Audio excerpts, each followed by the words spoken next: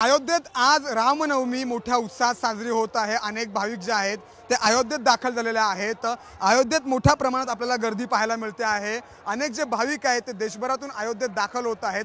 मोठ्या प्रमाणात फुलांची सजावट जी आहे ती मंदिर परिसराच्या मुख्य प्रवेशद्वारावर लावलेली आहे, केली गेलेली आहे। फुलांची सजावट असेल, विद्युत रोषणाई असेल, अशा सुंदर गोष्टींनी पूर्ण मन भारावून गेलेलं आहे। आज अयोध्येमध्ये रामनवमी उत्साह साजरी होत आहे।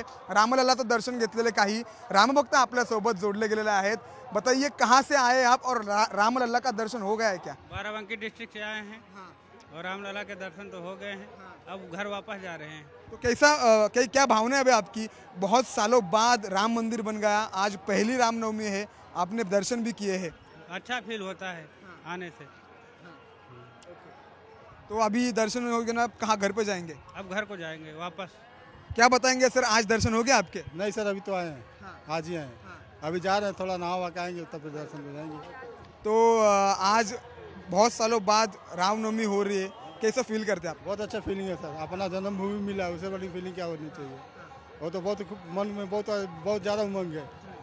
बहुत सालों के बाद अपना राम जन्म में अपना राम को दर्शन करने को मिल रहा है, उससे बड़ी खुशी की क्या बात होनी चाहिए। बहुत बहुत शुक्रिया साम टीवी से बातचीत करने के लिए।